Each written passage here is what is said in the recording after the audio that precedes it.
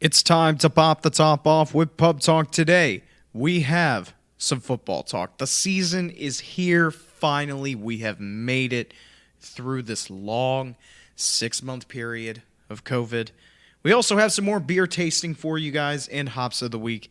But before we begin, Pub Talk is brought to you by Route 11 Chips. Football season is here, baby. Saturdays and Sundays are all about sitting on the couch, watching football, and eating. So you're going to need some chips, and Route 11 is at the ready. Since 1992, Route 11 has been chipping away to give its consumers a great and tasty product. So make sure you check out your local Martin's Food Lion and Giant to pick up a bag today. Okay, lights, beer.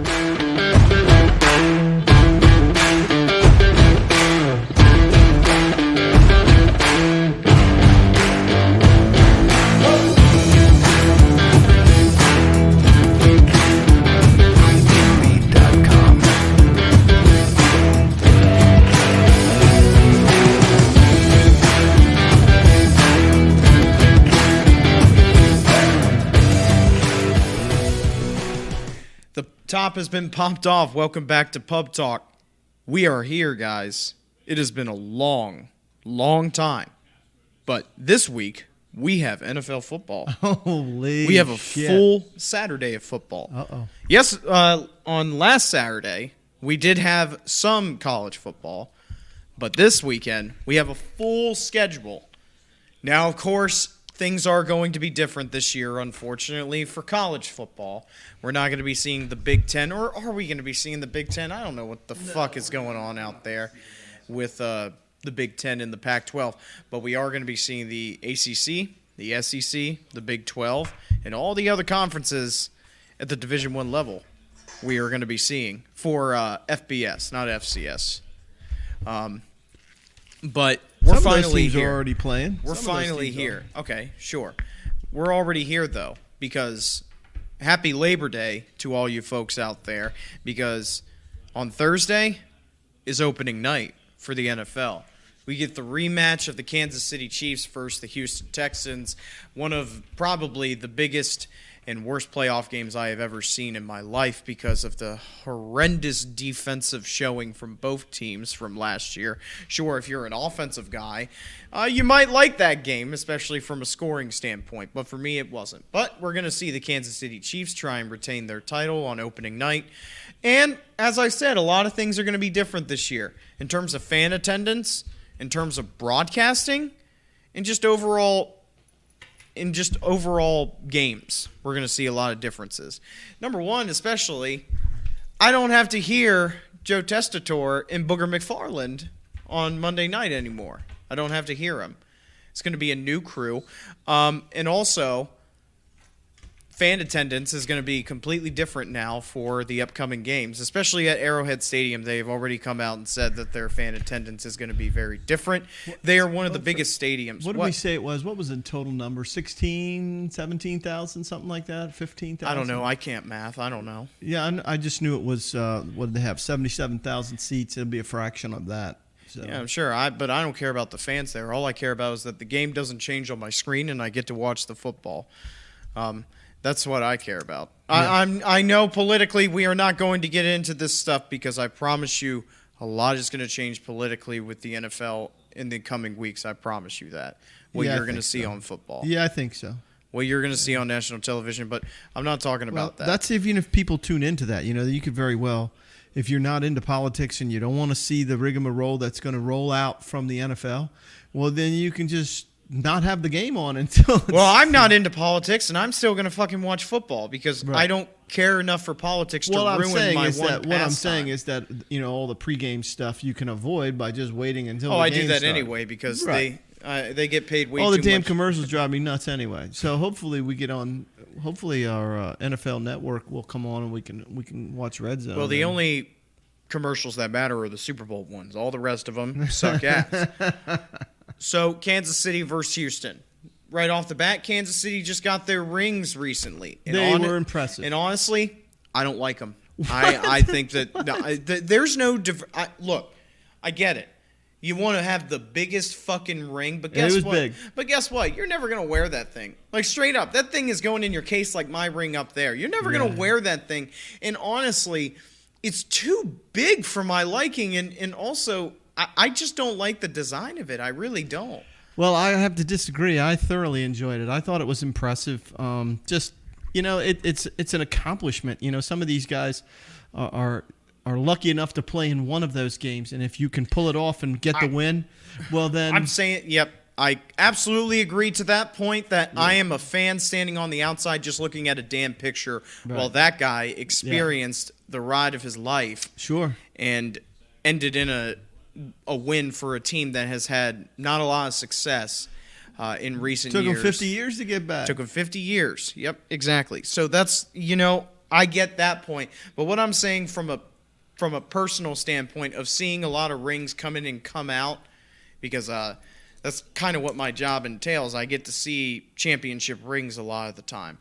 And honestly, like, this one, it's just too damn big. And it's like, it's so blingy to where I'm like, you're never going to wear this thing, man. You're just never going to wear and I don't think most this. guys think of it like that. It's a crowning achievement for them. And maybe a lot of these guys will never put it on their hand. But I remember back to the days of, like, back before, like, they changed the Super Bowl logo. You remember back in the days, like, the last time the Super Bowl logo was, like, actually cool and not just, the Lombardi and L1, L2. Oh, my God, that's a beautiful logo right there. No, it's not. I'm talking back to the days of, like, when the Super Bowl logos were cool, and then also the rings had some sort of, they were very attached to each team, and I like that. And I look at a lot, especially the Patriots. I look at those rings and I go, because they got so many of them. I know, but I'm saying, like, every single ring, I'm like, ooh, I'm getting another ring. It's not fucking different from the last one, but I'm getting another one. They just got bigger too. Exactly, they got bigger. That's all they were. And one of the rings was just so big. I mean, they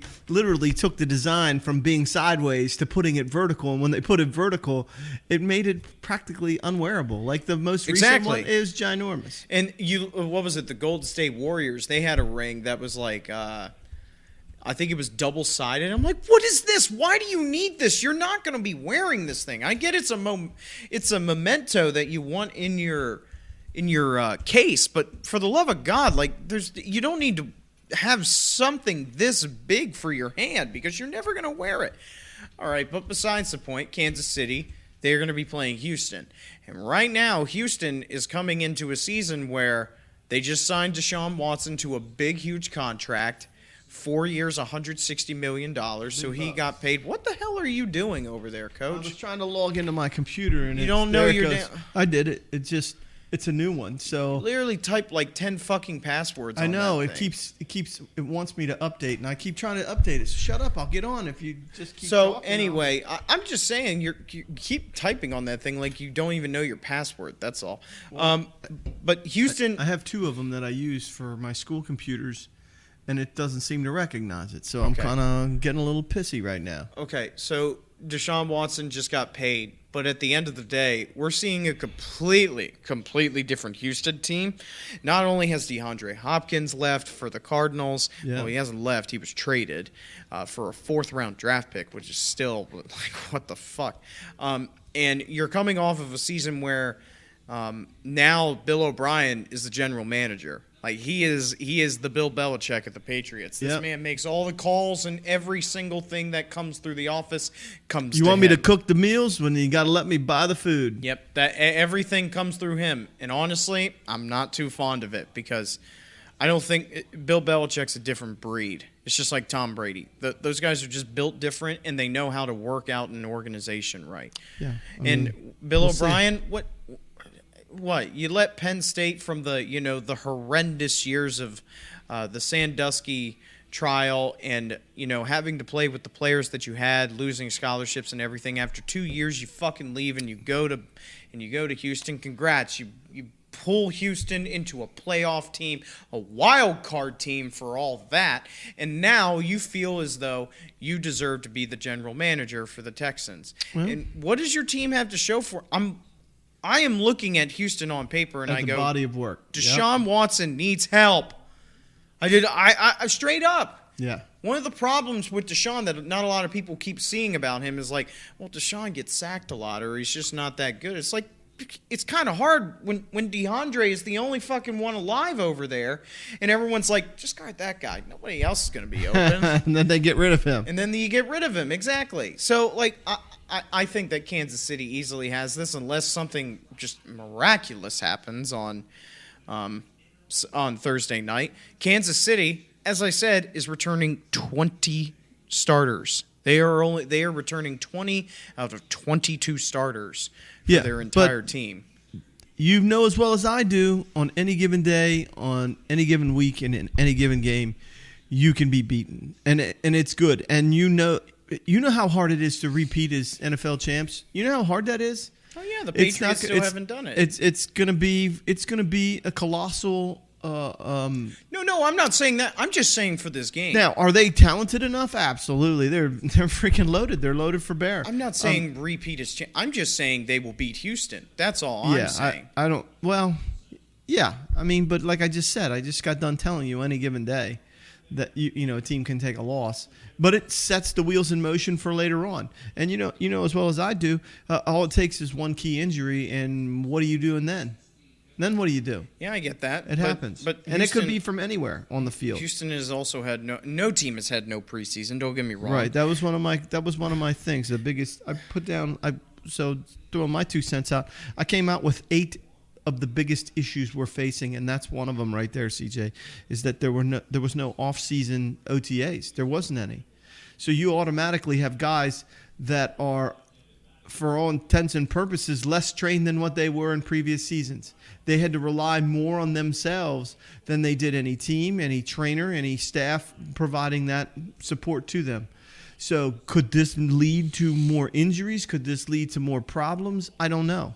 That's just not having training is critical. That has to be a critical situation. I mean, but they're finely tuned athletes. They can adapt, they can overcome at times and stuff like that. But that's why it remains to be seen what will happen because they didn't have all of these things. That's why I get mad at people on social media. Well, I don't tweet at them or anything. I just laugh at it, honestly, whenever people say, like, well, don't these athletes need protection? Protection from what? These guys, these are the best fucking players in the entire country. These guys it's just like the MLB. Your job is on the line every single play and every single game and every single season. Doesn't matter if you had one good fucking year. Doesn't matter if you had one good year. I get mad, though. I will say that the NFL, for as much praise as I give it for its players, the policies that they put in place are fucking stupid when it comes to players who had 2 good years and they get chance after chance after chance after chance. Josh Gordon just signed another contract with the Seahawks. Josh Gordon is the epitome of a player who had 2 good years and has not done jack since because he has been suspended for however many years. And guess what? Teams still give him a chance because they hope that the glory days will come back. Randy Gregory got another chance. Yes, and I am furious at that. He's been indefinitely suspended 2 seasons. Apparently not. Apparently not. No, it's just like, dude, give me a hug. It's all good. Roger Goodell's got your back, buddy. We good in here. You know, that's what I'm saying about how, like, for the NFL, the policies that they have in place, they're not restrictive enough. Like, how many chances does a guy need to have for you to say, get out of here? It's not good for business. It's not good for business. And I go, dude, he smoked pot after every single game, basically, and you just don't I know. Well, smoking it's pot. It's just a metaphor. It's just it's you know just what I mean? For saying, or they've done bad medications, or they've taken abusive substances that they're not supposed to. Yeah, trying to deal with a violent sport. I understand why they did it. I'm not saying it's right. I'm just saying I can understand and I can see why they did what they did.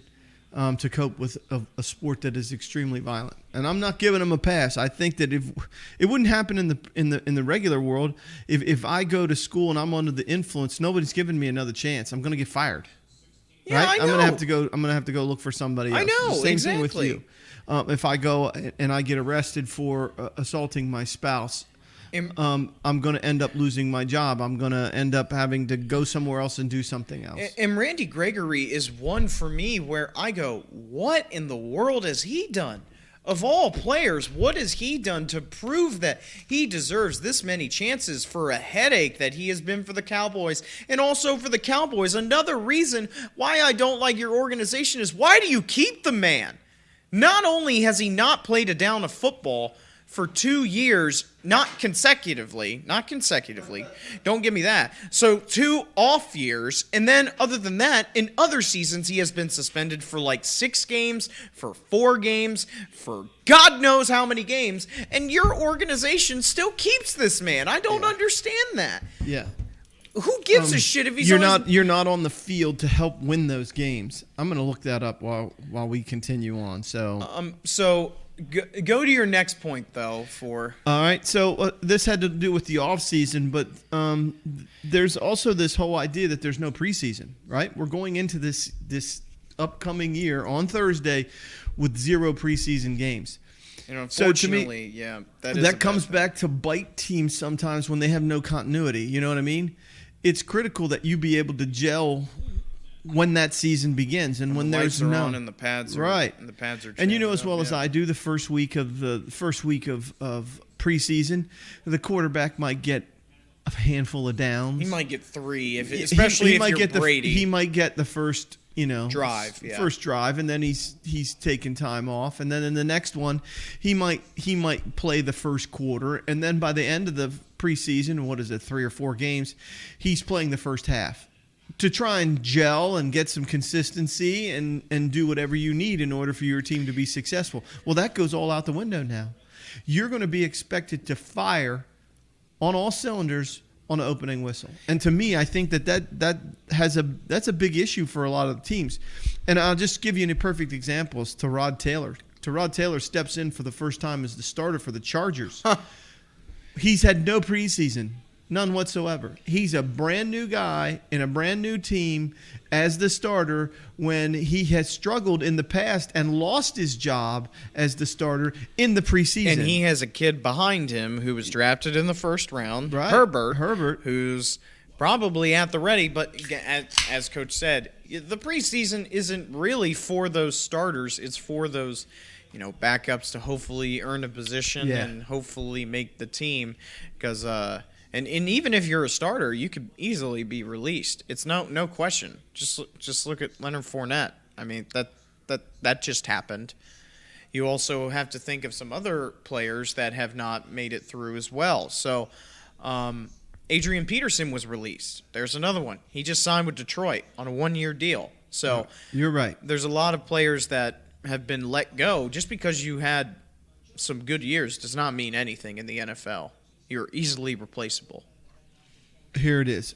Randy Gregory, who's played with the Dallas Cowboys. He hasn't played with them since 2018. He hasn't stepped on the field in 2018. Yeah. He's been since 2015 when he was a second-round pick. Yeah. He's been suspended for 46 games over the course of that time. Yeah. That's a shitload of games. Another reason for me to not like the Cowboys is for that guy right there and how much you put faith in him.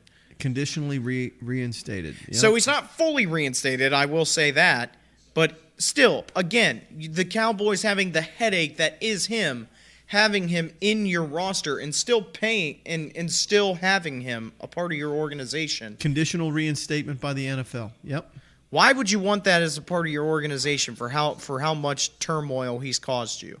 He can on Monday, this past Monday, he was cleared for COVID testing, and once he's cleared from that and he's able to participate, he can participate in team meetings and he can get reacclimated with the team. He is not cleared to practice or play at this point. Yeah, so. Okay, interesting. So he just this past Monday. He's reported today. Okay, go on with your next point then. All right, the next point. So one of the things, and it's the elephant in the room, is this whole COVID-19 thing. With all of the number of players on an NFL roster, 53-man roster, how are they going to deal with all of these virus precautions. What's going to happen if it breaks out on a team? What's going to happen if they have multiple players test positive or members of the staff test positive and that team has to be quarantined? Do they forfeit their game or does it wait to be rescheduled? Because how do you reschedule a game when you've got, let's say, 3 players or members of your staff and organization test positive for the virus? What happens if there's like a mini outbreak and several teams are affected? Do they shut the league down or do they give those teams a freaking forfeit loss and just say, hey, better luck next time with the testing, the league moves forward, the games go on? Because you think about it, I'll just pick a team. Let's say you're Denver Broncos and you're having a pretty solid season. You break out to, let's say, a 5-2 start. You got 7 games under your belt. And then all of a sudden you have 4 players test positive. Are you going to take the next 14 days or 10 days of quarantine and take 2 losses, and now you're 5-4 in the week? It's now week 10 and you're 5-4? Or do you petition the league and say, hey, we're going to retest in 3 days, we're going to play midweek, and you play on short weeks? What do? This is the biggest thing. I'm like shaking my head. I'm like, and it rolls into my next point is that this is the year for expanded playoffs. So we have an expanded playoff, but what happens if you're a really good freaking team and you've just entered the playoffs and you fucking test positive? What happens then? You have to take a seat and the team behind you gets in? There's a lot of shit involved this year. There's a lot of shit. And so I started thinking about this and I'm like, well, that's just one of the many things that has to happen. Which also one of the things I was telling you about with no off season and no preseason, they've not had officials in the training camps. They haven't had any officials tutoring players, because that's what they do is they come in, they officiate practice, they tutor the coaches and the players about changes to the rules and penalties and stuff like that. They haven't been allowed in practice. So I can't wait to see the first game and it's freaking dirty laundry everywhere with freaking yellow flags flying around. What do you think about that? Yeah, I mean, they do it all the fucking time anyway. Well, no, so I think it would matter. be even worse. Throw in all of these other things, political, otherwise going on, and now you have people not wanting to see certain things at the beginning of the game. They don't want to see it advertised during a game. They're flipping channels. And now you watch a game and it's filled with fucking penalty flags and delays. How many people are going to stop tuning in then? Or do they just swallow the whistle and stop throwing as many freaking penalties? And then watch the players be all freaking upset when they thought they were expecting to get pass interference. Well, they do that anyway as well. I know that, but it could be it's a double-edged sword worse. with officiating. And throw on top of pass interference, guess what we're else not having this year? Replays? That's right. There's no fucking pass interference replay. Okay, I don't care about that because it sucked ass anyway. Okay, it wasn't spectacular, but when it comes down to it, that's one more play that is critically analyzed by the public and the people that are watching the game. And if it's not a good product, you know as well as I do, CJ, people aren't going to watch it. And as much as we want the excitement of the NFL to return, they better have their shit together or they're going to be in trouble. I see a lot of problems. I just see some of these things. And that's my 2 cents on it. Yeah, you see a lot of problems, but you sound like the people who want it to stop. No, I'm saying that if me as a freaking okay, so I've freaking been around football for a while through high school and have watched enough NFL and college and what have you. And if I can sit down and I can make a list of 10 things of shit that the NFL had better do just because it just popped into my head, well, that's nothing that I've heard them talk about yet. I haven't heard them talk about any of the offseason not having OTAs. I've heard them not talk about any what about continuity. What are they expecting out of no preseason? I think some of the players are happy about that, but are they going to be happy about that? Not having not performing as well because they've had no time to get prepared or prepared properly enough. Throw in the officials and then some of this other stuff that off the field issues that are now on the field, and you've got people that are going to be upset with the league. They could very well change their viewership. Oh, I'm sorry.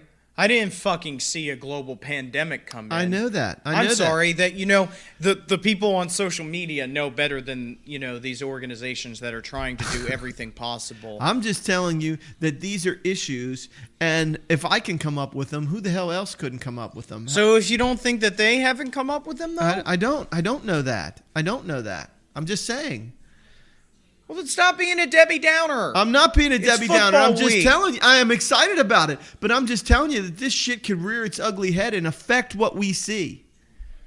And that's all I'm telling you. What? That players are slow to get off the ground in the first week? They shouldn't be. They should be freaking ready to go. Prime time ready to play.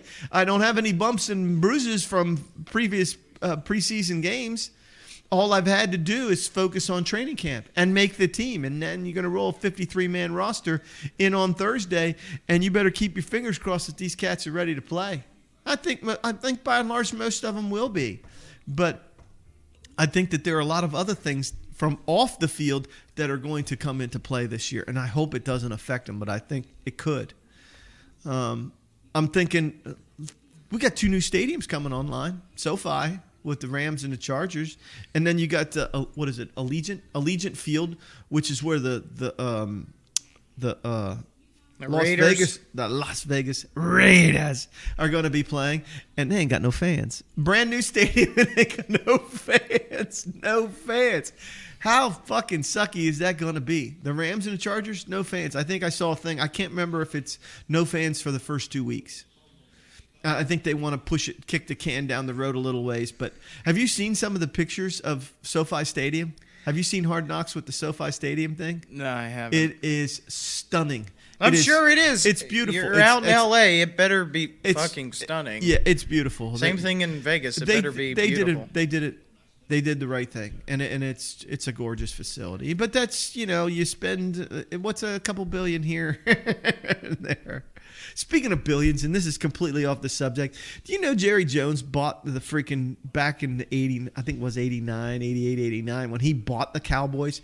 He paid less than $500,000 for the Cowboys at that time. It's probably how much they're worth right now. With how their record stands. No, you know what the freaking estimated value of currently? I know they're one of the I think they're like $4.2 billion, dude. I know. As much as I don't want to admit it, yeah, they are very. They are very wealthy. Jerry Jones, man. Their brand good old Jerry is worth a lot of money. He has built the brand into this massive, massive company. And hey, my hat's off to that. With massive depletion of results.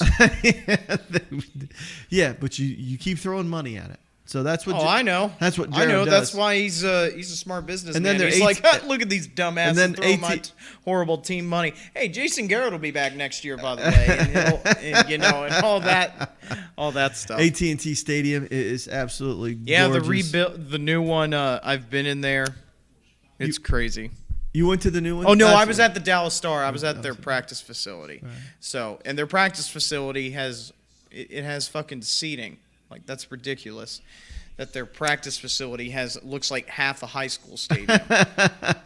What the hell? It is crazy. And it's indoor as well. Well, that's cool. All right, what are your next points? I got one other one. And then I was going to get into week 1, some week 1 stuff, if you don't mind. The last one is, let's say with expanded playoffs, we get... The Steelers should have made it the past 2 years, yes. Okay. No, there's no question. Big Ben addiction to porn. Oh, I thought you were going to talk about... No. Oh, I thought you were going to bring up the fact that the Bears put Mitch Trubisky as their starting quarterback. No, I didn't bring that up. They played the Lions in week 1. But I did not bring that up, and we'll see. Hey, maybe Trubisky, maybe he has a breakout year. Do this every year. Shut up. Maybe he does. It's too bad that they missed out on Cam Newton, but that's okay. I hope the Bears. I had Cam on my thing, though. If the Bears, that was a couple of notes for things. If the Bears, real quick, if the Bears ever think that they are going to be something smart. I want you to know this. Imagine you're the Patriots and you get a guy like Cam Newton for $1 million. You get him for $1 million. What do the Bears get? They get Nick Foles for $21 million and then end up at the end of the training camp thinking, Trubisky's a starting quarterback. I want you to think about that as a Bears fan. That the Patriots got Cam Newton for $1 million. Shut up. You and your big toothless burger, freaking Ben, freaking addicted to pain pills and porn. I don't want to hear it. But he does look really good, and he slimmed down, and I hope he has a good season. And he's finally healthy, so we'll see. Way to turn from 100% trash talking to like, well, I hope he's okay, and I hope his kids are all right. I do, because I like Ben. I like the way he plays the game, and that's why he's suffered the injuries that he has, because he plays the game. He tries to extend the play. And you get, he's got his big Frankenstein boots and stuff like that to protect his ankles and shit. And he's got a freaking rib protector. He's going to look like a really good football player this year because he's slimmed down. And the rib protector's not going to be so bulgy on him, bulky. What was your last? My other thing is, okay, so let's say we get into this postseason. We're getting down towards the playoffs. Is it possible that they borrow? Because they're going to know a week ahead of time, at least a week ahead of time. So as soon as that playoff game ends, right? Let's say the week 1 or week 16 ends, or week 17, doesn't matter. So the final week of the regular season ends, and they freaking dialed in who's in the playoffs right away, right? So who's to say that they already know who the home team is? Who's to say they don't? Can they do the bubble routine? Can they get that visiting team there? And say, hey, we want you here a week ahead of time to acclimate and test you because we're going to build a bubble in that freaking stadium, and we want you to be available for testing as we get closer. Because let's face it, you want a playoff game, and we want to bring in 25% fans or 50% fans, and the only way we can do that is to assure is that you are also safe as well. So do you think that's possible? Because I was just thinking, why couldn't they would know at the end of the final week of the season, the regular season, who the hell was going to be in the playoffs and who the home team was. They could immediately freaking get on a plane and fly to that next city or be at home, right? And then you can automatically have your medical staff already dialed in because, there are teams that are going to be freaking, 13-3, 12-4, and they're going to have a home. They're going to be locked in for a playoff slot, and they're going to be teams that are going to win the division 2 weeks before the end of the season. And the next thing you know is, you got a home field or a home field playoff game. You can start prepping that area for freaking major bringing in fans and protecting your players in a quasi bubble. What do you think? That's what I was thinking off the top of my head, because there's got to be situations like that, right? I don't know about that one though, because what if you're and I'm just thinking Super Bowl too is perfect timing because you got 2 weeks before the Super Bowl. There's not going to be a media day or anything like that if this still persists by then. Who cares? Who cares, really? What? I like to hear. I'm just here so I won't get fined. I like to hear that type of I know that, but they'll just have to do it on Zoom. And then they can still tell media people or maybe to go they'll have a limited themselves. limited media presence. Not everybody and his brother show up to do all this shit. I'm thinking that might be one of the one saving thing that saves their ass. I don't know how to answer that though. I really don't, because I've never even thought of that. Yeah, well, that's the genius of me, dude. That's what I'm thinking. All right, let's get on to something else. Week 1, brother. Thursday night. That's in 3 nights. Yeah. Thursday. I'm going to be all jacked up. I'm going to be all excited. I'm probably going to be tired for school on Friday because I got my first day of school tomorrow with students. It's going to be interesting. But be a limited students. That's for dang sure. All right, Thursday night, Texans at Chefs. Super Bowl banner unveiled. Rings on display. Pageantry, the whole 9 yards. Limited number of fans. I can't remember, 15, 16, whatever. No headdresses. No headdresses. Don't go there. So fewer fans, some fans, new stadium, no new stadiums, all new season is what I was thinking. I wrote How do the Super Bowl champs line up against the Texans after the last time they played when the Texans took an early lead in the game and then suffered a 51-31 freaking it was a ass complete whooping? catastrophe. And I saw it coming too. I freaking said it out loud. I'm like, it's going to get ugly here in a bit. All it has to do is break loose a little bit, and the Chefs are going to be on their way. So what are you thinking? Chefs in a blowout? No, I think it'll be closer just Okay. because of that reason. So the level of play, what are we saying? Let's write down some stats here. Let's get some freaking game one Thursday. Let's get some game one picks.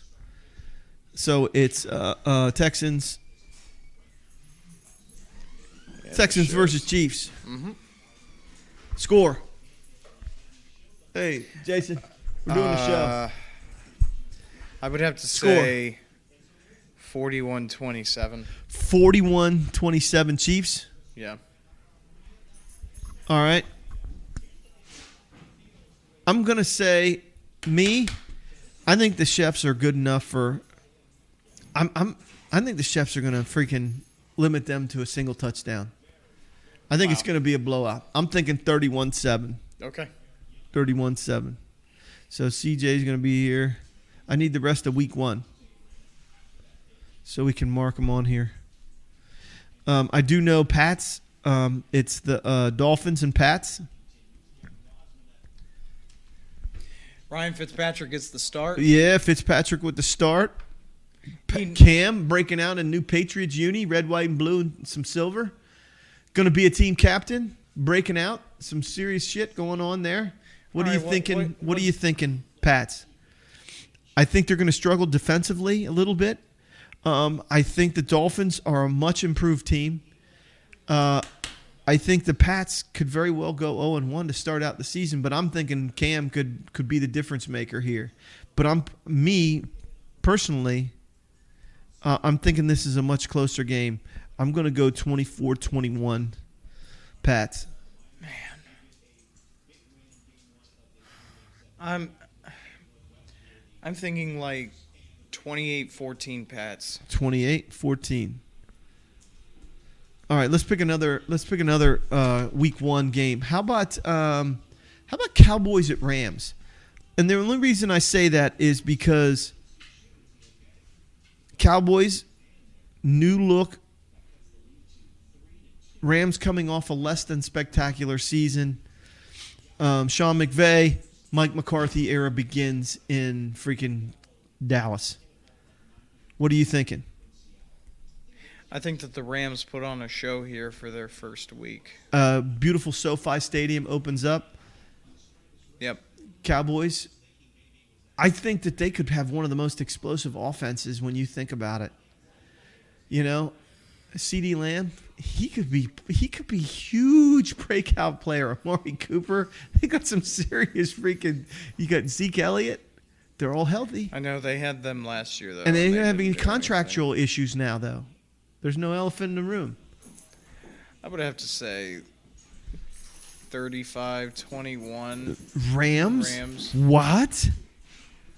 I think they get back on their high horse again.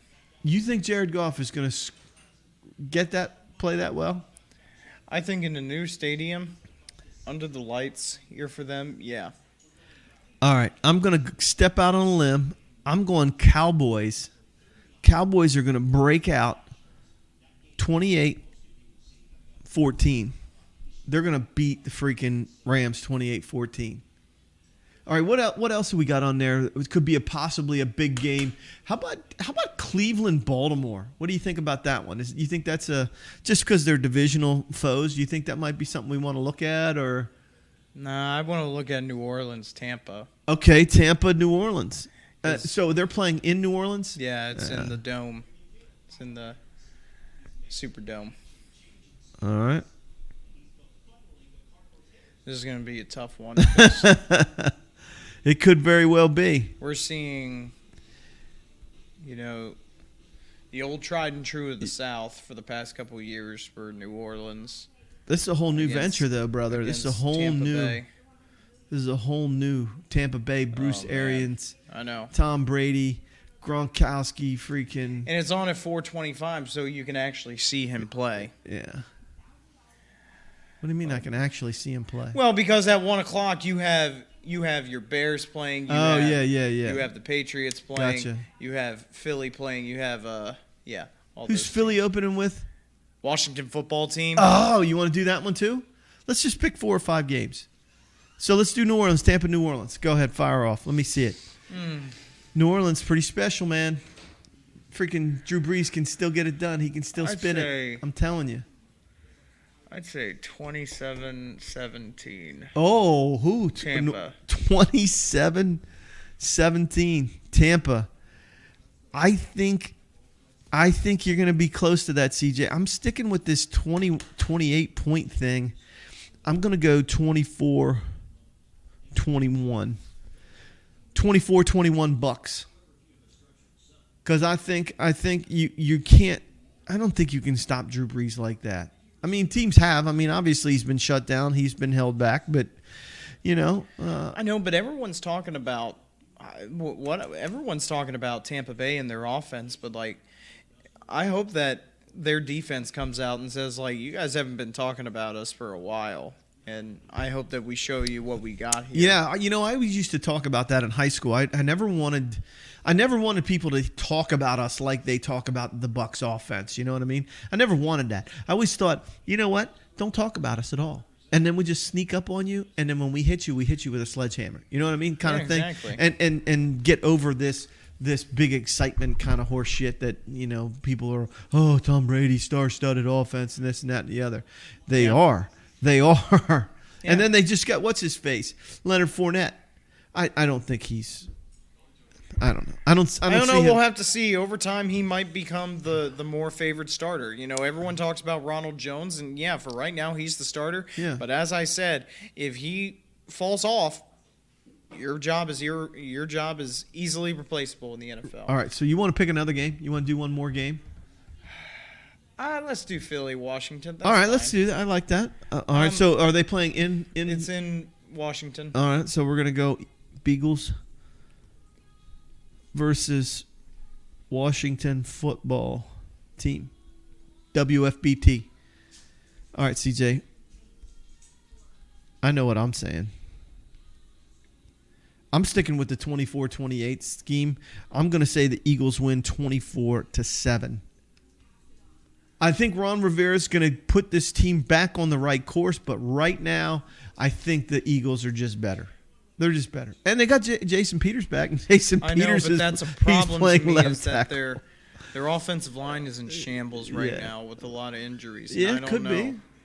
Could be a problem. I'm really nervous about Philly, especially. Yeah, but we're talking about the Washington football team. They're shit, right? I know, but they have good. They have a head coach who I know has experience in winning, right?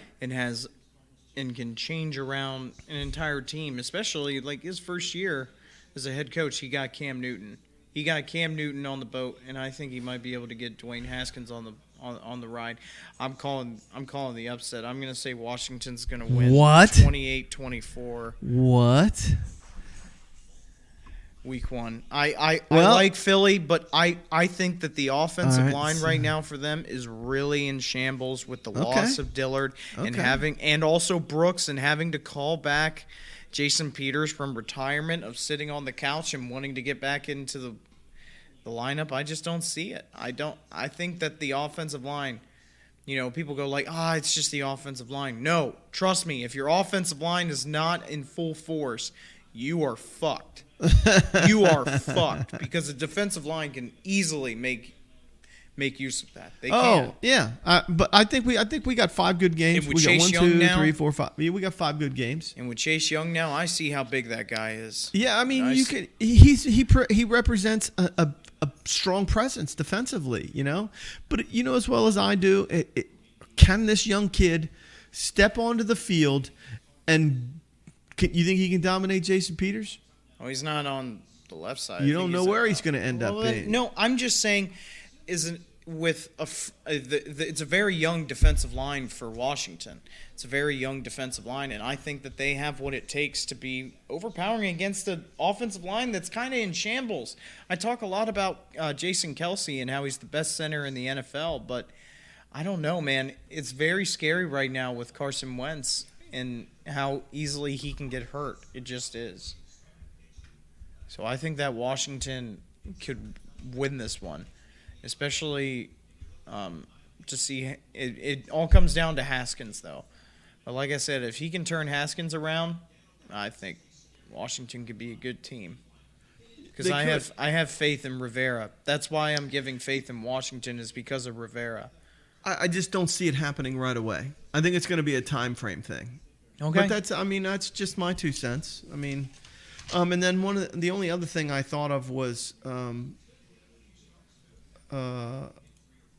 that was it. I was thinking the Bucks at the Saints. That was definitely on my list.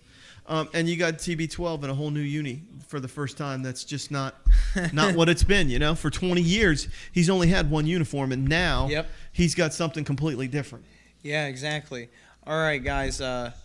We're done talking football for the day. I have something for football wise in my hops, but it's not the kind of football that you guys all probably know. But we're gonna move on to the beer tasting segment here. Have 1 or 2 more segments of this, and then we'll be in full force for football. So we'll do one this week and maybe next week, and then we'll be in full force for football season. Because maybe we'll just do 2 beers or something like that. Okay, and then we'll just do a different amount of beers for the next couple of weeks. So, but let's go ahead and let's kick this thing off here. I think you're gonna like this one. I think I'm gonna save the best one for last. All right, so this beer is called William the Butcher, Bill the Butcher. That's a big bottle. Yeah, Coach. it is, and it's the Brew Republic's Beer Works. This is a Scotch ale. It's pretty potent, but it's made in Virginia. It's made right down near the city in Woodbridge, Virginia. I have no idea what we're going to get out of this. It is a Scotch ale, so I imagine it's going to be strong. It's 8% alcohol by volume. It has a great pour to it, very dark. It's probably going to be very strong, but I gave you a smaller, get a snort out of that thing. Does it smell strong? Not as bad. No, it's got a not little. as bad. It's got a bit of a toasty smell to it.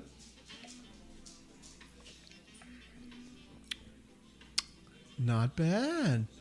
Yeah, that's very smooth, very malty, very. It's got a dark flavor to it. Yeah, that's. I was thinking it was going to be more of a scotchy, like a liquor taste to it, and it just doesn't have it. This is William the Butcher, freaking Bill the Butcher. If you've ever seen Gangs of New York, Bill Cutting, Bill the Butcher, Brew Republic Beer and Beer Works, and it's in Woodbridge, Virginia. I like it. It's pretty good. It's pretty smooth. Yeah, I like it a lot too. It's very smooth as well. It's just a really big bottle, though. Yeah, it is. It's maybe Patrick will drink some of it later. I hope so. All right, so this lot. is this. Oh my God. Yeah, and I can't seal it up. All right. So this is an IPA, and I know you and I have not been big fans of IPAs, but it just, I don't know what it is. It's just very strong, and it's very powerful, and I'm just not the biggest fan of that. All right. So this one's brewed in 2 different places. So this is called Stone's Tiki Escape, and it's a 7.7% alcohol by volume. It's called the Tiki Escape IPA. Now, I'm going to cheat and say that I had this before, but I got it as an IPA thinking that your brother would like it, and I think I ended up... It has a great pour. Now, get past the little bitters that it's going to have. You're going to smell it. It has a very hoppy smell to it. But give it a chance. Give it a chance.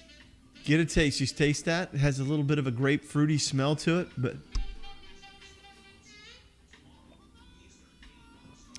but I think you're going to go, hey, wait a minute. That's an IPA?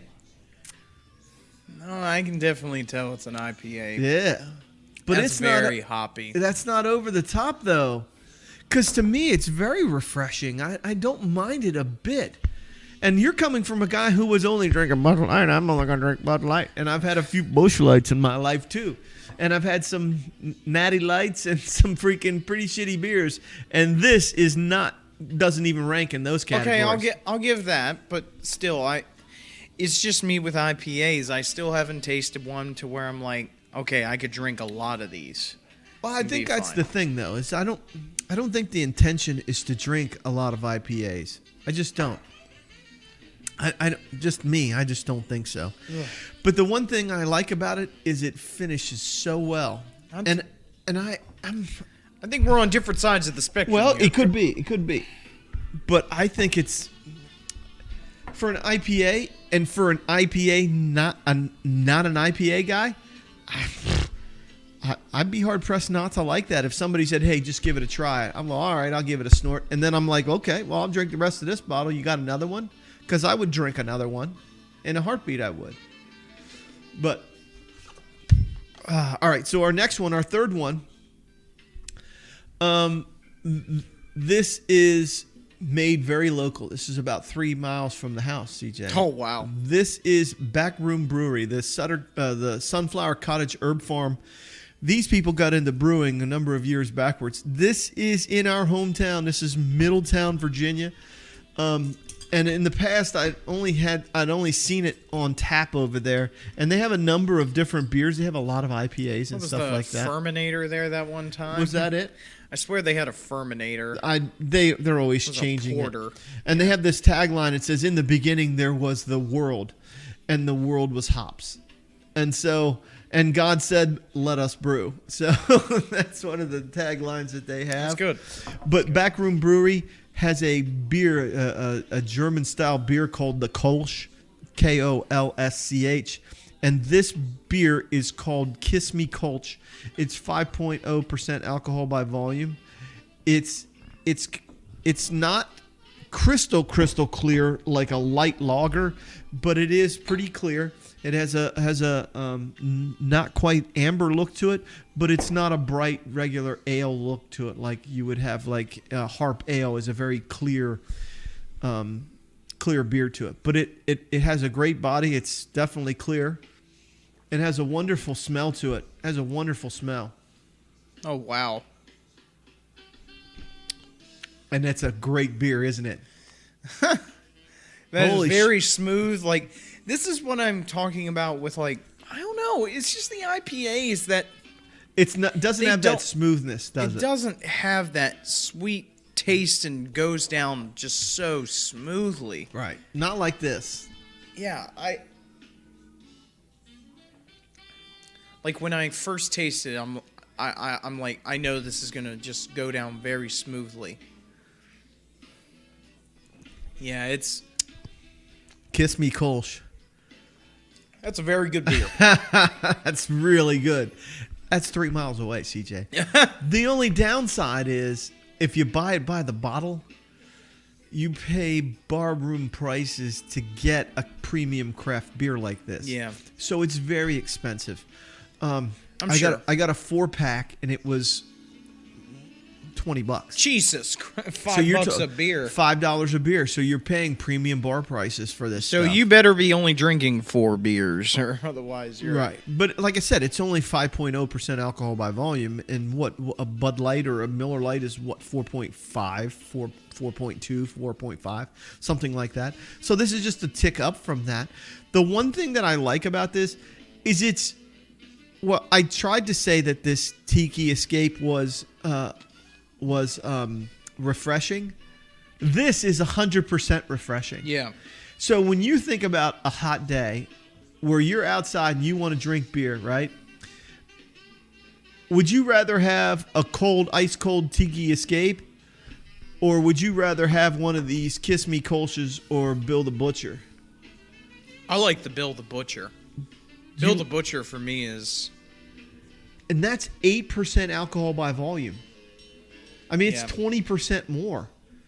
So it's not like... But here's the thing. You get one Bill the Butcher, and it's in this big bottle, and you've got yourself a couple of 16-ounce drinks, right, or a couple of 12-ounce drinks right here. That's freaking... You only have to drink 2 of these bottles. Yeah. And it's cold. Holy shit.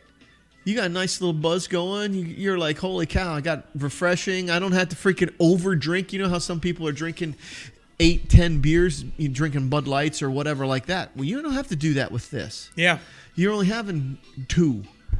2 of these bottles. I just like the refreshingness and also very smooth. The smooth and the roasting. It's just kind of the roasting that malty taste is kinda, really that malty kind of is what gets me with that one. Yeah. All right, so let's line them up. What do we got?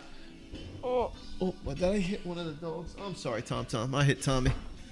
All right, so what do we got? Where are we going? Are you going with the Bill the... It says William the Butcher, but it's Bill the Butcher. Bill the Butcher, yeah. That's what I call him. I think that's right. Backroom Brewery is second for me. Second? Kiss Me Kolsch. All right, so let's put that up here. And we're going to get a tweet out. Make sure we tweet out Backroom Brewery and Beer Works because they're both Virginia, definitely Virginia. Now, Stone Tiki Escape IPA is brewed in Richmond too. It's bottled in Richmond, so you can get it you can get it locally. The Stone Tiki Escape can be got. You can grab it at your Martin or Giant. You cannot get Kolsch there. You're gonna have to find your way to bring your ass to Virginia and get down to Backroom Brewery. But it's a great little brewery. You can sit outside. They have an indoor. They built a brand new building that's massive inside, and then they still have their small. Very home style tap room. That's still available as well, but with outside seating around that as well. So Backroom Brewery does a hell of a job. I'm really impressed with this freaking Brew Republic Beer Works. I was not expecting a Scotch ale to be that smooth and not have that overpowering taste to it. You know what I mean? I just didn't expect that. Yeah, I thought it was fantastic. You want some more of this? No, I'm good. All right, sis. Don't want to drink too many carbs for today. Yeah. Why don't you have some of this Kolsch? Okay. Just have a little bit of that. I was poured in your glass. Okay, fine.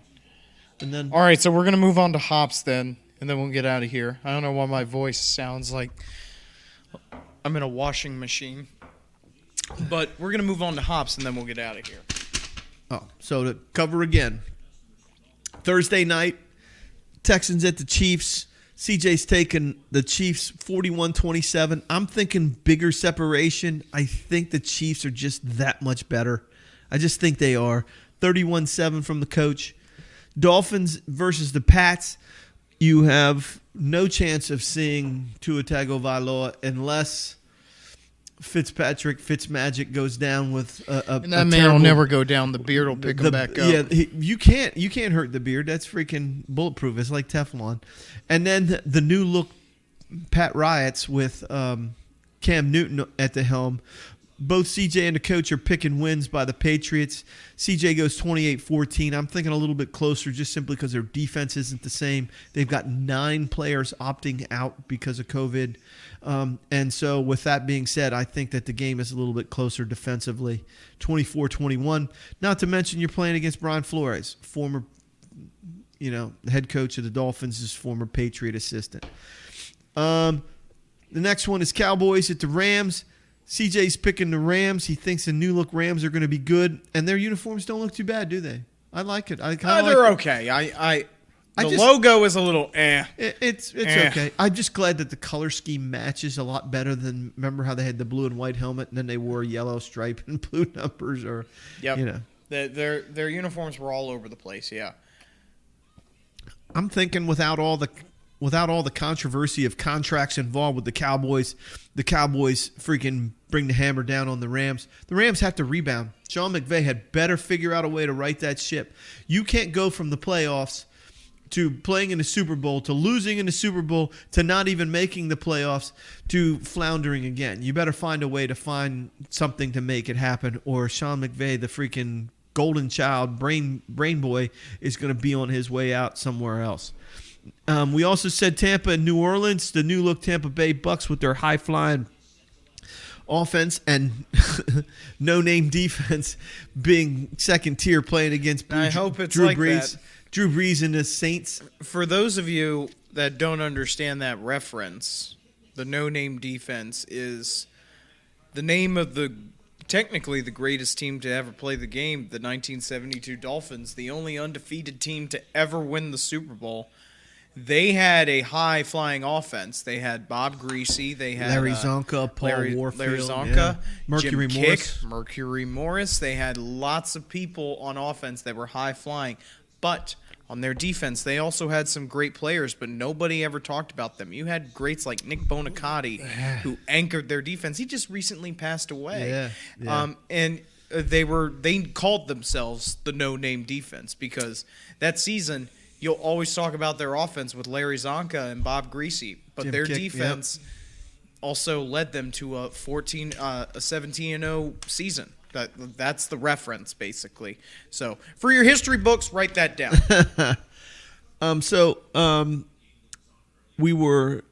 CJ's going Tampa. I'm going Tampa. I think the game will be a little bit closer. I just don't think you can contain Drew Brees.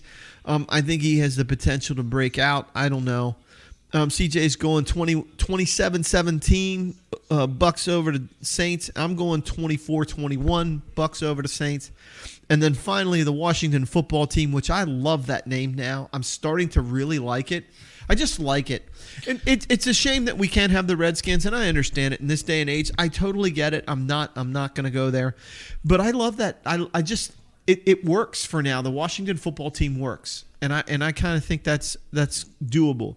CJ's thinking upset with the new look Ron Rivera system. Dwayne Haskins probably trying to get off the ground, trying to establish his career. The league done messed up.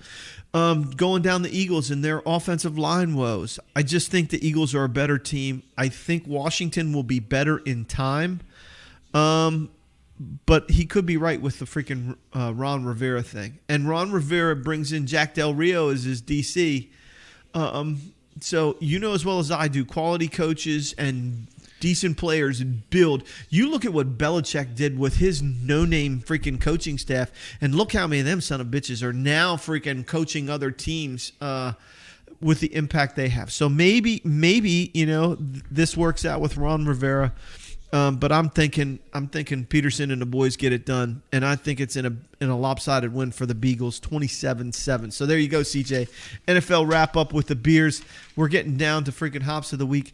My hops is only a single one, but it's kind of goofy. I only have one as well. I just kind of stumbled into mine. You want to go first, or you want me to do my lame ass one? You could do your lame ass one. Yeah, mine's kind of freaking lame. And not compared to my evil snakes and crocodiles last that week. shit, I don't know. That stuff drives me crazy. I try to find stuff like that. I can't ever find anything cool like that. I found something stupid about this guy who's in England, and what he does is he takes these tours, and they're ghost tours. Yeah. And what they did was they have these cruise ships that are moored off the coast in the English Channel, and they're not used anymore. They're just stuck out there.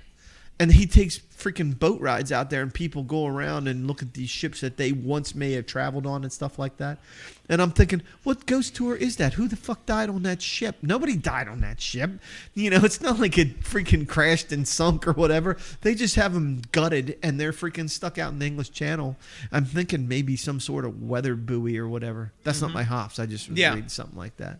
But some dude doing ghost tours didn't sound scary to me at all. So... All right, so I was messing around. I was doing some reading, and I found this thing because this past summer I was supposed to have my 35th class reunion.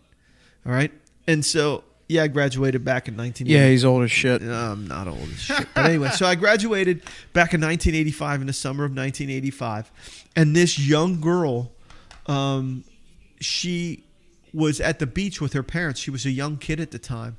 And she put a message in a bottle and threw it out into the freaking bay thinking, hey, this is something I wanted to do. And guess what? It floated out there for freaking 35 fucking years. And guess where it ended up? It ended up in Spain. Oh. No shit. It crossed the Atlantic Ocean. It crossed the ocean. Yeah. With everything intact. Yes, the bottle, and it was sealed, and in the message, and it was a nondescript thing. She was like, "I have a sister, and we have a dog. Our dog's name is so and so. Do you have any pets?" Thinking somebody would find it, and and they actually advertised on Facebook and found the freaking people, and they exchanged the letter in the bottle. No shit, I'm not kidding you. So Did it say "fuck you, Jeff"? You ruined my life, or something like that? Jeff, you asshole! You should be drowned in this bottle. No, no. But so I started thinking or about. Or was it lyrics to the Police song "Message in a Bottle"? Was it to that? No. Stone or Sting did not write it. Stone. Stoned.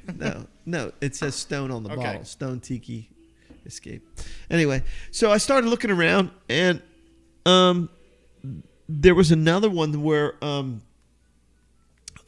a woman had lost her husband. Her husband had passed away, and she decided that she would travel. I think she traveled to Delaware. They were at the beach in Delaware, and she put some of his ashes in the bottle because he liked going to the beach, and she put a photograph of him in the bottle, sealed the bottle, threw it out there, and it only took 2 years for that to come back, and the guy. This was found. No, I got that wrong, CJ. The girl, she was in Texas. They found it in Delaware. I think it was in Delaware. The woman who put the bottle in the water 2 years later, that one washed up in Spain. That one ended up in Spain 2 years later. And the guy contacted her, and she said, "My husband would have wanted his ashes. He wanted his ashes spread across the Atlantic." And so this guy in Spain followed her wishes with his photograph, and they did a video of it where he opened the bottle and spread his ashes throughout the freaking ocean and shit like that. So one of the ones that was most impressive was this dude in freaking New Jersey found a guy's message in a bottle that had been in the ocean What? You can't just pause. for 82 years. No. For 82 years. It had been in the water since before World War I. Or World War II, 1938, dude. It had been in the ocean for 82 years. And it washed ashore, and this guy tried to track him. And it was a British guy, and he had said, "If this bottle is found, please contact so-and-so at this place." And the person who found it, he was in New Jersey. He found the bottle, and he tried to contact this guy, and they had to go back through court records and find out where this guy had lived. And sure as shit, they went back, and this guy was born in the 1800s. He was born in like 1800. So he's long dead. Yeah, he's been long dead and he's- everything like he's that. gone. And he had lived in a particular building in England. He had this home, and it was in a part of this building, but that building's not there anymore. And obviously he had died. But the fact that fucking bottle had existed in the Atlantic Ocean for 82 years. So I started looking around. I'm not shitting you, CJ. There are all kinds of stories about people finding bottles with messages from people. The next time we go to the beach, I'm drawing a big middle finger on it and go, "If you find this, this is what I think of you," and I'm chucking it out in the ocean. Just chuck it up to Canada. Chuck it up. All right. And then, I'm going to say it's Matt from Canada. I'm 15 years All old, right. and I'm an asshole. So And I play Call of that's a Duty. good hops. I Yeah, thought that was I a good started hops. reading them, and I thought they were kind of interesting. The fact that these people had, one is 35 years. And the bottle, they showed the bottles in the letter, and the letter was kind of, I guess, condensation in the bottle from it being warm and cold and so on and so forth. I just sort of figured that if it was in the Atlantic Ocean, that at some point, that bottle had to have, if it goes into the North Atlantic, that freaking water's freezing. Who knows, Coach? Who knows? I thought it was kind of cool. It's not the most exciting thing in the world, but I started reading. But there's a shit ton of these stories where people have put bottles in and they found each other and they've met each other. It's pretty cool kind of stuff. But that was my hops. So for my hops, I only have one as well. I said it was about football, but it's not in the same context. So are you familiar, Coach, with the game called Madden? Yes. So every single year, and I mean every single fucking year. There is a new football game released to basically put out the NFL. It is called Madden. And if you don't know what that is, go look it up. Boom. It is basically NFL football, but it is under the sponsorship of EA, Electronic Arts. They are the rights holders to the Madden franchise, and they are the creators of the game, the football simulation for the NFL. Well, apparently Madden 21 has released, and guess what? Every single game that comes out is put on a website called Metacritic. It is known as the biggest website in the world for people to come and critique games if you are a critic or if you are a user of the game. I know what you're talking about now. Well, Metacritic now has a new world record for the worst video game in history of Metacritic. It is the lowest user score. These are by the people who play the game, not critics. These are people, like users who play the game. On PlayStation 4, it has a 0.3 user score rating. I'm going to look that up. On Xbox, it has a 0.6 user score rating. On PC, has a 1. Congratulations, you broke a 1. But Madden 21 has now broken the record for statistically the worst game ever put on Metacritic. It is, without a doubt, the worst football simulation game ever created. Why do you suppose it's changed that much? I mean, people have loved it. One of the reasons for it is because it has never changed. One of the things that people want to see differently about the game is the way that the game has changed and how different mechanics are put into the game. But I'm not making this shit up. Whenever you tackle somebody, you look like a fucking rag doll. Metacritic, the user score is 1.4 now. On PC. No, it doesn't say that. It doesn't say, it just says, the one I just said, it says overwhelming dislike based on almost 600 different ratings. The user score is 1.4. So let's go over here. I swear, I just looked this up. I just did it. I just did a quick search. Let's go PlayStation 4. I wanted to see it just real quick. User score 0.2. 0.2 on PlayStation 4. 0.2. Over 4,500 ratings of people who have played this game. Oh, you know what, CJ? Mine says Madden 20. So that was last year? It's only 1.2 higher? Are you fucking shitting me? And this is the only... it is 0.2. You're right. This is the only simulation of the NFL that you can get because 2K only makes NBA because they hold the official rights to the NBA. People like that, though, don't they? Yes, 2K... ESPN 2K NFL 2K5 is one of the best football games ever. It is one of the best football games ever. You know what's sad, though, is that EA just signed a 6-year deal to retain the rights of the NFL. The NFL just signed a 6-year deal with EA to retain the rights of Madden. So you're telling me that this is the best fucking game that you gave out for your first of 6 years on your new contract. Well, guess what, dude? It is statistically the worst game in Metacritic history. Yeah, but I'm looking at this. I'm looking at some of the. Oh, trust me, Coach. I've already comments. I've already researched this. You know, I'm not saying that I'm not saying it's spectacular, but when you have a user score of 0.2, okay, 0.2. but let me go into this because oh my goodness, it has negative comments. There of the 4592. Yeah, 4, almost 16 or 4,600 comments. 4,500 of them are negative. Yeah, 4,500. I am very well aware. Here, I am going to tell the viewers football simulation game. I already read that. Same couple days game, ago. but actually worse. Yep. This is straight up unplayable. As an avid broken game, Coach. I'm just looking at the simple. But I'm going to tell you, as a avid Madden user in the past, I love the NFL, and when I want to be good at it, I want to still experience it. I used to play Madden constantly.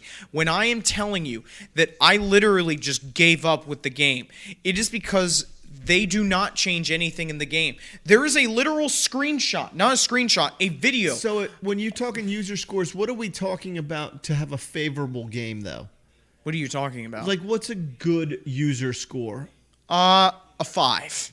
A 5. Okay. A 5. All So right, anything so I'm below a just saying. 5 is sucking. Well, they're below a 1. I'm just saying. Yeah, I'm gonna put I'm- it out there for our fans because they might not know what that means. But I am trying to tell the fans, stop buying this piece of shit game because I am telling you, I have been playing it since Madden 2012. And every single year since 2015, it has been the same damn game. There is a video showing the franchise mode. Whenever you win the Super Bowl, the ending animations of the players celebrating and the coaches getting happy and celebrating with the team is the exact same animation. There is literally no difference. They copied and pasted it from the previous games into the new one. Because you know why? Because there is a game mode in the game called Madden Ultimate Team where you create a team with cards that are overalls. Basically, you get high overalls in the game and you can create a dynasty in a powerful team. You could get a 99 overall card for each position. And the reason why the other game modes suffer, like franchise, like careers, like all that, is because of Ultimate Team, where they plug money into the game to make you buy the game. They basically say, hey, you can either grind it out and spend hundreds and hundreds and hundreds and hundreds of hours trying to get a 99 overall team, or you can pay $100 right here and now and maybe get an 86 overall card in some of these packs. Or you can try it again and give me another $100 and keep trying to give me you get my point. Right. They're greedy. They don't care about the game. And clearly the users are tired of the mechanics, which, as I said before Coach interrupted me. It doesn't change much, does it? When you tackle somebody, you look like a fucking rag doll. There's no mechanics in the game that simulate the NFL. And I don't think you can ever get that. But the delusion that EA puts out there every single year, and people see the Madden statistic rating guys or whatever that come to the games, is like, oh, you bumped me up 2 ratings. It's like, he doesn't give a fuck. He's just there to get a paycheck. Because as far as I'm concerned, there are plenty of players in the NFL who deserve higher ratings, but they don't get them. They don't get them. And Madden this year, clearly the fans are like, dude, your game is awful. It is absolutely So what do you atrocious. think is the next step then? What do you think is the next step? Nothing's going to happen because they just signed a contract unless the NFL goes, dude, you just messed our – what are you guys doing?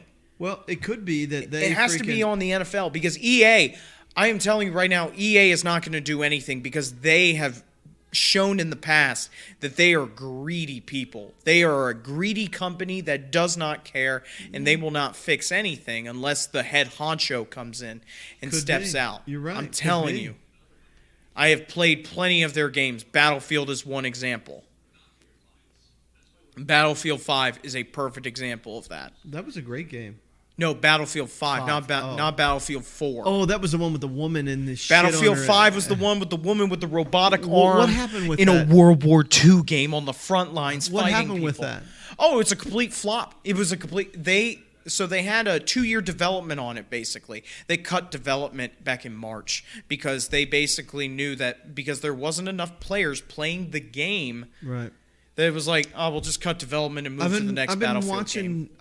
Obviously, I play freaking Modern Warfare, but I've been watching the ground war stats, and the ground war stats are off the freaking hook. Yeah, it's because people are moving away from Battlefield. This Metacritic rates it 3.3, which is not spectacular when you rate it when you push Modern Warfare up against a game like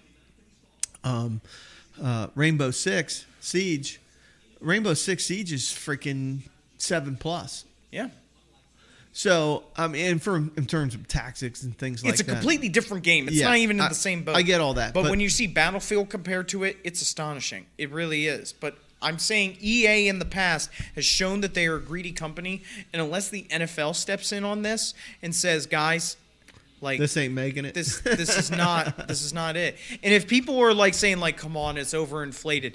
Madden has sold 90 million copies in its history. That is worth $4 billion just in copies sold. This is a profitable game. But I'm telling you right now, their sales are completely down. It's a atrocity, basically. A travesty. A travesty, yeah. Well, you have an atrocious game, and it's. But I wanted to get that out there means it's a because travesty. it involves the NFL, and when people don't have the Yeah, NFL I think on, so. I think they so. play Madden. And not only that, but they have Madden's name attached to that, and that's not that carries some weight, brother. It just does. Oh, it's just a cash grab now. At the point of it's kind of like Call of Duty in a way, but not in the same sense. But they put the name there to incentivize new football game, but who gives a fuck about Madden anymore? Just give me money. Like, that's literally all it is right at this point. Right. Same thing with Call of Duty. Call of Duties have changed over the years, and they're not essentially a Call of Duty. They just have the name attached to it every single year. The new preview comes out tomorrow for. I thought it was Wednesday, but whatever. I thought it was the 9th. I thought it was. September tomorrow's 9th. the 8th. Oh, you're right. It is. I was thinking today was the 8th. But you're yeah, right. Yeah, it's kind of like a cash grab. So I get all that, and I just don't know how much they can change these games. Like this new one is supposed to be freaking Black Ops Cold War. Yeah. Like, how much different is it supposed to be than the previous ones? I get that, but Am I going to play it? But what I'm saying about Madden is that it has literally, there is no diverging. In franchise mode, there you can pick your character's face. There's like 8 faces for a white guy. There's 44 faces for a black guy in this game, and like 8 of them are used 3 times in those 44 different faces. Right. It's not attention to detail that is definitely not. They wasted their time. Yeah. They just literally copied and pasted it from the last game and are like, all right, what cards are we making for MUT this year that we could literally sell for hundreds of dollars? That's all they're doing because it incentivizes people to spend money on the game. I did see, and we're talking about this cash grab and this search to make money. I did see where PlayStation is going after the hackers now, where they have, I wouldn't say incentivized. You used the word incentivized, where they have basically said, we are ending this shit. These freaking cheat code and these hacking. But I'm not talking about cheating. I understand all that. I'm talking about just spending money on a gambling. You're basically gambling. Yeah, I understand that, but when you gamble or when you play, you want all situations fair. You want the best possible situation for you as a player to game in. Do you want to play against somebody who's hacked? Do you want to play against somebody who has a cheat code? Do you want to play against somebody who's has a significant edge? And right now, and the only reason I know that is I found that out with Call of Duty is that they're weeding out all of these freaking companies. And they've basically said, you're altering our artistic work. And that the same thing goes to Madden. When you look at some of these players and the things that what they do in the game and stuff like that, when you have companies that are creating codes and creating hardware and software for you to have a significant advantage over your opponent, well, shit. People are going to tune that out. They're going to say, well, I'm not buying that game. It's just not. You play that, and I'm going to play against somebody who's oh, yeah, because like I a said, bot. It is gambling. Because you unless you're a YouTuber streamer Right. who's like, yeah, I'm getting paid by EA to, want to sell this game. And it's like, dude, it has a 0.3%, it has a 0.2 user rating on Metacritic. Why the fuck am I going to spend hundreds of dollars to maybe get a 90 overall? Okay, so let me ask you this then. We've seen this before. We've seen this 1,000 times. 1,000 times when we've looked at freaking Rotten Tomatoes. Rotten Tomatoes and Metacritic are cut from the same fucking mold. They're the same kind of freaking dudes who freaking complain about shit all the time. And you know as well as I do, we've watched freaking movies that freaking you could pull up Rotten Tomatoes and look at freaking Billy Madison, and you and I would freaking laugh our ass off about Billy Madison and say that was, Rotten Tomatoes gave it. Yeah, but that's the thing about Metacritic is that it has a critic review section and a user score and section. And it's the same way with Rotten Tomatoes. They have the same kind of thing. Yeah, and usually in those types of movies, user score is a lot higher than critic score. Right. And in this situation, it's just simply not. It's not even close. Critic score is higher than user score because it's like, don't want to look too bad. I only got $200 under the table to make sure that I get what you're putting down here, EA. 100%. Yeah. See, now we're talking to our audience, CJ. When I lead you like that and you explain more, we get more information out. That's how it works. All right, so I'm getting very heated right now, but that was my hops. Is that I used to play Madden a lot because it's the only football game out there. See, for the I loved NFL. college football, NCAA college football. And they took that away. I know, Straight up took it away. It was better than Madden. Oh, 100%. I absolutely agree. I loved with it. But so guys, get excited for football. Yep. We will be back this upcoming week, probably Tuesday after all the games are done, and we will. You don't want to do a show on Thursday night with the freaking chefs and the. What? You don't want to do a I'm show? gonna need to go to bed early because I have work in the morning. When? But any final thoughts, Coach? Or No, I'm good, brother. All right. No, well, I was pleasantly surprised with our beers. I think that we had some good ones. I know you didn't like the IPA. William but the you Butcher, very good. Yeah, Bill the Butcher and the freaking Kiss Me Kolsch were solid, man. All right, guys. Well, enjoy your week. Hope you guys have a safe weekend. Enjoy college football and also NFL on Sunday as well. Get ready for Chefs and Texans on Thursday night. But until next time, guys, peace out. Peace out. Peace.